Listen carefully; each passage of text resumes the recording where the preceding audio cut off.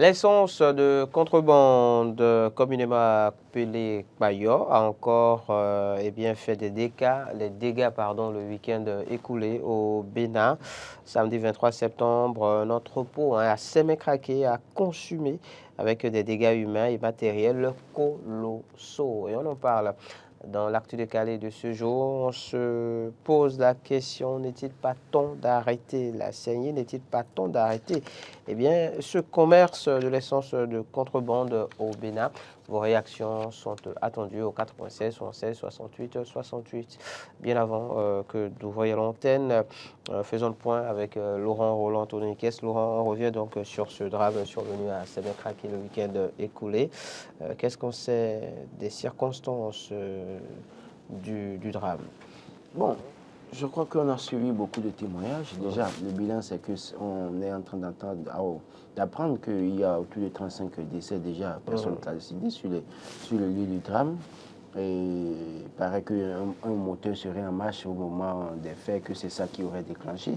Après, un autre témoignage dit que c'est un court-circuit qui aurait créé l'incendie. Donc, une enquête est ouverte. Malheureusement, ceux qui peut-être connaissent les vraies informations qui ont occasionné ce drame, peut-être sont ceux qui ont péri déjà. Malheureusement. Même si on ouvre l'enquête, qui pourra donner la vraie information, parce que déjà ça va dans tous les sens.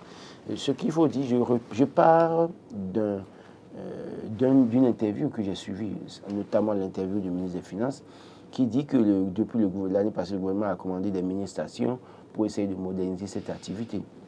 Cela montre clairement que le pouvoir en place n'est pas dans la posture d'arrêter ce commerce en griffe illégal, parce que tout le monde sait la manière dont l'essence de contrebande est achetée au Nigeria et que ça vient au Bénin. Donc, c'est un commerce informel.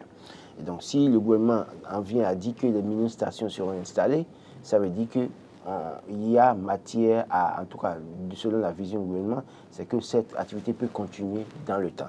Première chose. Deuxième chose, le ministre des Finances dit que oui, pour régler le problème, c'est les stations, les mini-stations qui mettent en place pour régler.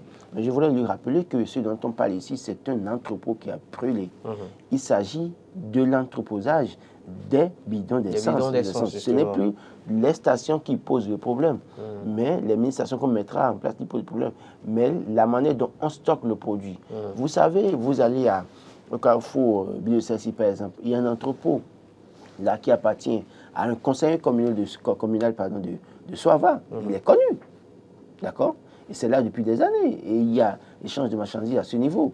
Et donc, il y a ces entrepôts, il y en a un peu partout. Le problème, c'est de comment réfléchir sur l'entreposage, en tout cas, de ces produits plutôt que les mini-stations prévues par le gouvernement.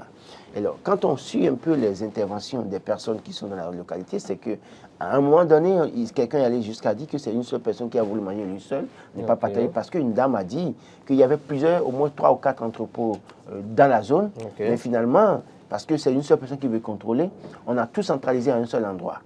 Et c'est ça qui fait qu'à un moment donné, il peut y avoir ce problème. Donc, maintenant, la vraie question qu'on doit se poser, parce que vous imaginez, automatiquement, le gouvernement a pris le dossier après le corps et annonce une rencontre. Une descente. Une rencontre avec les acteurs et maintenant le recensement des entrepôts, justement, qui est annoncé. Parce que le gouvernement est conscient que nous sommes tous coupables à tous les niveaux. Nous sommes complices, coupables à tous les niveaux, parce que ce qui s'est passé là, il y a des gens qui voyaient depuis des années que tel que ça se fait là, c'est pas sécurisant pour les populations. Et pourtant, personne n'en parlait. Parce que quelque part, il y a des intérêts peu ou prou dans ce qui se faisait. Quand vous allez à Calavi, vous allez à Soava, vous allez aux Aguégué, il y a des grossistes qu'on connaît qui en griffes n'ont rien à craindre dans une certaine mesure. Et c'est pourquoi je disais la semaine passée déjà sur ce plateau pour dire qu'il ne sert à rien d'aller attaquer les petits vendeurs. Mais c'est ceux qu'il faut attaquer, c'est les grands vendeurs, les grossistes. Mais déjà, j'ai la solution, la réponse à mon inquiétude la semaine dernière, quand le ministre des Finances dit que le gouvernement a décidé de mettre des mini-stations pour, en tout cas, arranger comment est-ce que ça se vend, c'est que le gouvernement n'est pas dans la posture d'arrêter. Alors, cela suppose que pour moi, il y a un paradoxe.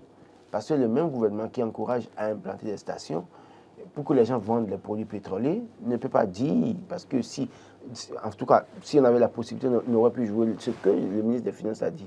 Moi, je me base sur ce qu'il a dit pour parler. On ne peut pas continuer à accepter qu'un secteur, qu'une telle activité informelle continue d'être menée.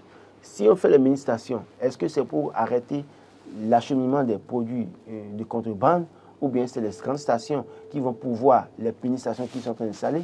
Je me pose mille et une questions. Et je crois que le porte-parole du gouvernement est mieux placé pour nous répondre dans les heures qui vont suivre, de toute façon. Mais pour dire quoi? Pour dire, réfléchissons sincèrement, posons les vraies questions, réglons les problèmes. Il y a, dans cette question de descente de contrebande, il y a une question d'électorat. C'est quand même une grande masse qui fait cette activité. Et donc, quand on se lève du lendemain pour vouloir couper, on sait qu'en voulant couper, c'est qu'on aura à dos ces vendeurs, ceux qui sont dans cette activité. Et sachant que, même, comment vous appelez, des gros bonnets sont des acteurs ou des élus politiques se retrouvent peu ou pour ça à l'Assemblée nationale ou dans les mairies, c'est que c'est des poids politiques parce qu'on sait que l'un d'eux a été un poids pour pouvoir, en tout cas, peser dans la balance du côté d'une commune pas loin de Biodibé ici. Donc, l'un dans l'autre, il y a des intérêts politiques, il y a des questions d'électorat. Mais doit-on continuer, parce qu'on nous a promis qu'on est prêt à se rendre impopulaire pour des résultats.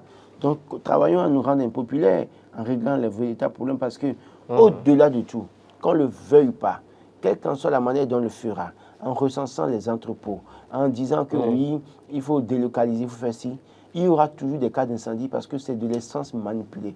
Et d'abord même, la manière dont le produit est conditionné, on parle du bonbon. Les gens ils mettaient ça dans le bidon, où c'est plus ou moins sécurisé un peu avant. C'est quoi bonbon? C'est comme c'est plastique en fait. Comme des sachets plastiques, on met l'essence dedans, on attache sérieusement. Et donc en réalité, on transporte parce que les bidons ne sont pas transportés de cette manière. Ils ont interdit à des endroits de trimballer les bidons. Donc c'est ça qu'ils appellent les bonbons.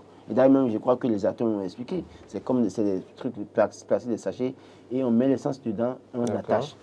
Alors, comment vous pouvez mettre de l'essence dans des plastiques, des sachets plastiques, attacher un produit inflammable, très dangereux d'ailleurs, et on sait qu'une moto ou une voiture, ceux qui transportent ça, c'est des moteurs qui se chauffent, et donc le plastique, quand ça voit la chaleur, ça peut exploser.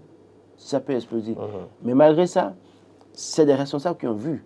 Parce que, tel que le site est, ils sont sécurisés. Les gens ont parlé des forces de l'ordre, du commissaire de la localité, qui a interdit, qui aurait interdit par passer un certain nombre de pratiques. Donc, ça veut dire que quoi? Si le commissaire de la zone a vu, n'a pas parlé, ça veut dire qu'il y a une caution de l'État. Et l'État, c'est qui? C'est nous tous, notre caution. Nous avons donné notre caution parce que quand, au lieu d'aller dans une station, je vais acheter le produit comment vous appelez, au bord de la voie, c'est que j'encourage celui qui est au bord de la voie à ramener le lendemain. Mais s'il vient au bord de la voie et qu'on vend, et qu'il ne vend pas jusqu'au soir, et demain il ne vend pas jusqu'au soir, il va réfléchir à commencer par changer d'activité ou changer de stratégie. Moi, j'estime qu'aujourd'hui, on peut, si on doit continuer à faire cette activité, il faut l'interdire dans les grandes villes. Les gros bonnets qui importent le produit, leur interdit formellement de vendre ça dans les grandes villes. Cotonou, Abomey-Clavy, Porto-Novo, Parakou, Lokossa, certaines villes. Maintenant, délocaliser pour en faire en sorte que ça peut être vendu sur les tronçons, en tout cas les routes inter-États, parce que sur ces tronçons, il n'y a pas de station. Malheureusement, c'est ça qui fait qu'aujourd'hui...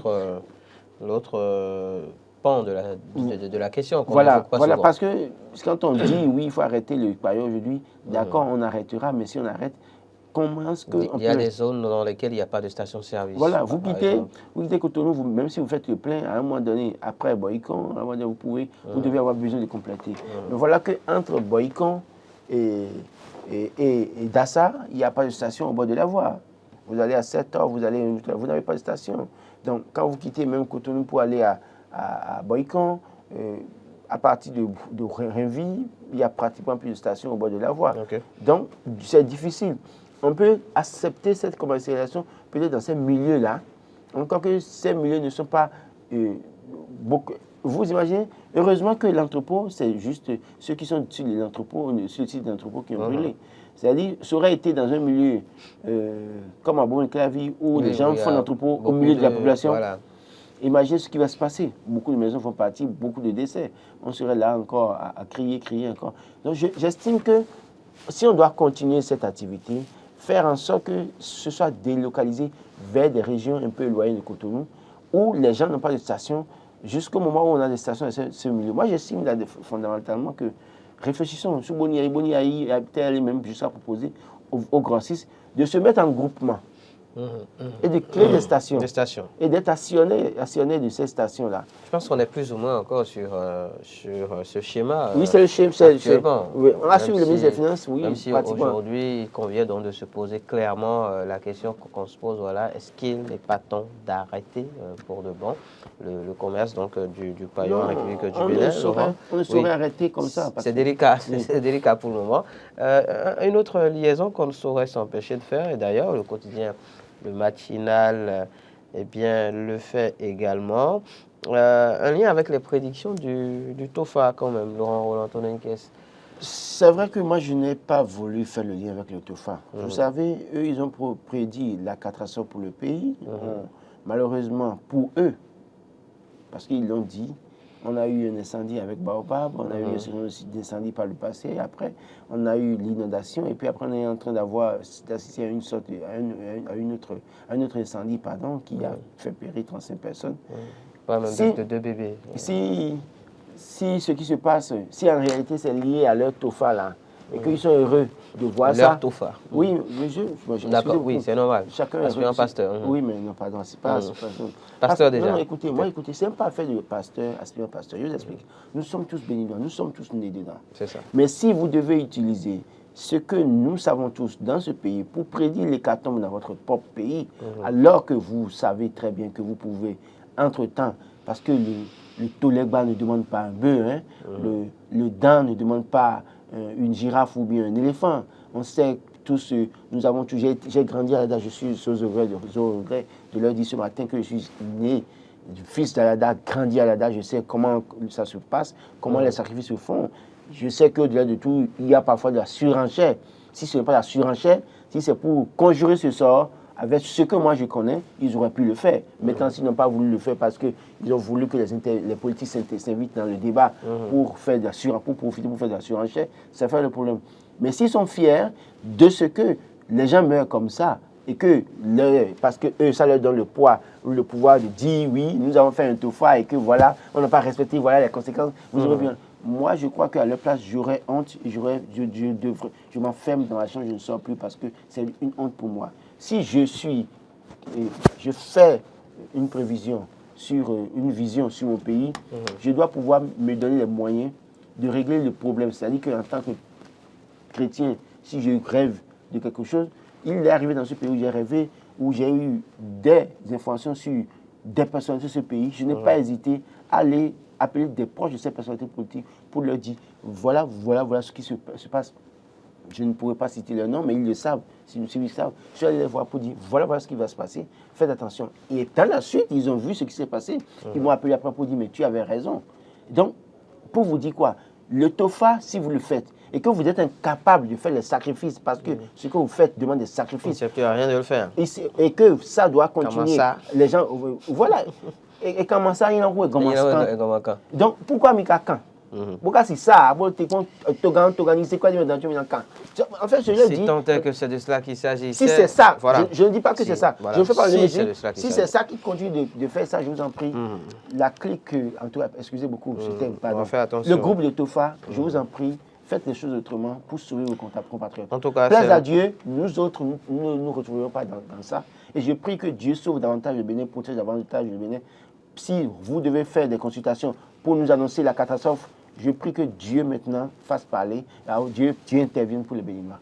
C'est le 96, le 116, le 68 et le 68 qu'il faut taper, composer donc, pour interagir avec nous à compter de cet instant, 96, 116, 68, 68, pour réagir par rapport à ce drame survenu à Sémin-Craqué le week-end écoulé, vos ressentis, puis tâchez de répondre à la question qu'on se pose ce matin. Bonjour, bienvenue monsieur. Ouais, bonjour le plateau. Bonjour monsieur, merci de vous présenter. C'est M. Martins depuis Calais. Monsieur Martins, bonjour. Monsieur Martins. Et bonjour, M. Laurent. Comment allez-vous? Je rends grâce à Dieu. On vous écoute, Monsieur Martins. Ok. Avant d'aborder la thématique de ce jour, il y a un phénomène que j'aimerais dénoncer depuis un moment, vu que mon frère Laurent est là, parce que je sais que c'est un sujet qu'il aime souvent, ça lui tient souvent à cœur. J'en ai déjà parlé la dernière fois, je sens que c'était le vendredi passé sur le plateau, mais malheureusement, il n'était plus sur le plateau, donc je l'aborde le phénomène là. En fait, concernant cette histoire de riz, il n'y a pas que les dépôts de mesure. Il y en a qui prennent des sacs de certains riz de qualité. Oui. Et quand vous payez, en fait, en retour, vous vous rendez compte que c'est des qualités très basses. Des qualités inférieures qui se retrouvent dans ces sacs-là. Je suis d'accord avec vous. J'ai suivi ça il y a quelques semaines. Ah, tôt. Parce que j'en ai été aussi visible 2 fois, en fait. Voilà. D'accord. Voilà. Bon, concernant la thématique du jour, vous savez, il y a plusieurs aspects. Parce que, pour commencer, j'espère juste que derrière cette histoire de contrebande, qu'il n'y a pas des esprits criminels qui se cachent derrière. C'est-à-dire, des gens peuvent, en étant des psychopathes, des dérivements, peuvent provoquer ces incendies-là volontairement. à quelle fin? Je ne sais pas, c'est pourquoi je dis... Ok, les déranger. D'accord. Nécessairement des trucs là définis. Ok. Des raisons définies avant d'agir. Ok. Bon, après ça, quand on parle de station, vous savez, l'Africain doit arrêter de... Je ne sais pas comment on arrive à réfléchir. Parce que le problème pour moi, ce n'est pas une question de station. Parce que je sais par exemple que tu prends ta moto, et que tu sais que tu as 1 litre dans ta moto, et que là où tu es en train d'aller, les 1 litre de sang vont te suivre. Et que tu es en train d'aller à Papa, tu quittes Calabi, et que tu sais qu'il y a une seule station sur la voie, c'est-à-dire, et tu laisses la station, puis tu dépasses la station, mais sachant bien que les sons qui est dans ta moto ne vont pas te suffire pour aller là où tu es en train de rendre, tu dépasses la station et tu continues. Ok. Et quand tu tombes en panne d'essence, tu commences à dire, oui, yo, écoutez. Je suis d'accord avec vous. La planification. Il faut commencer par prendre ces mesures de sécurité soi-même. C'est ça. D'accord. Monsieur Baptiste? La moto, le véhicule, c'est des moyens sans lesquels nous ne pouvons pas vivre. Vous arrangez pour avoir de l'essence dans votre véhicule, dans votre moto, comme cela se doit. Je suis d'accord. D'accord. Monsieur Baptiste? Oui. Alors, la vente justement de l'essence de contrebande, pour y répondre à la question qu'on se pose, est-ce qu'il n'est pas temps de l'arrêter? Oui, c'est justement de ça que je parle.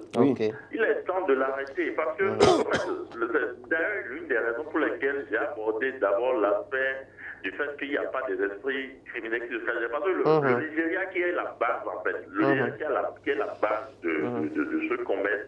Je n'ai pas pour l'habitude d'apprendre ce genre de trucs là-bas. C'est là-bas. Il y en a, mais bon, oui. D'accord. Donc, vous savez, parce qu'il y a souvent des pertes en vie humaine, en fait, rien ne vaut la vie.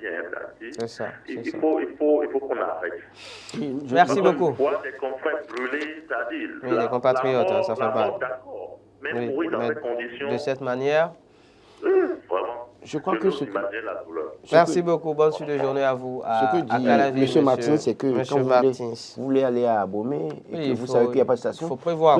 Faites le plein et prendre du réserve peut-être dans un bidon dans votre voiture. À un moment donné, vous chargez, vous continuez. Pourquoi pas? C'est de cela qu'il s'agit. Bonjour, bienvenue. Merci de vous présenter. Pardon? Ah, Imam Karim de Savè, bonjour. Imam Karim. Merci d'éteindre le poste récepteur, enfin diminuer son volume, le poste téléviseur. Merci beaucoup. Voilà, diminuer son volume, on vous écoute.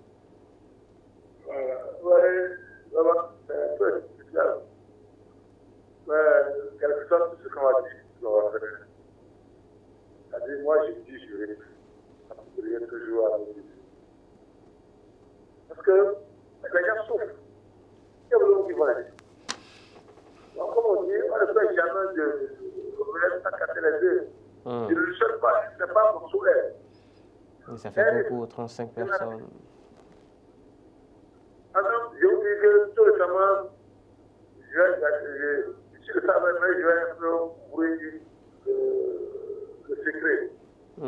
Voilà, on descend des bidons, descend ici. Ça peut savoir, hein, c'est pas ce que tu connais. Ok. Et déjà, descend EFF dessus. Et ça passe, ça traverse les cargos pour loger tout le temps au bord du goudron. Waouh. Or, quelle va pas d'autorité? Si par hasard quelqu'un attend avec le feu, il est à pour le feu. Ouais, c'est cela. La souffrance, on appelle ça. La souffrance. La souffrance, la pauvreté. Il faut que l'État se réveille. N'est-ce pas? Il est temps de se réveiller. Il y a beaucoup de choses. Pourquoi maintenant, je ne pas venir. Les gens font la cajou de soja, on le donne du ventre. Ils ont la cajou, on le donne du ventre. Or, l'État devait aider directement à faire bouger ça. Maintenant, si ce n'est pas que. D'accord. Je répète, le juge est beau. Ça, il est peut-être dit, nous trouvons des tracteurs, et les tracteurs, on ne les voit pas.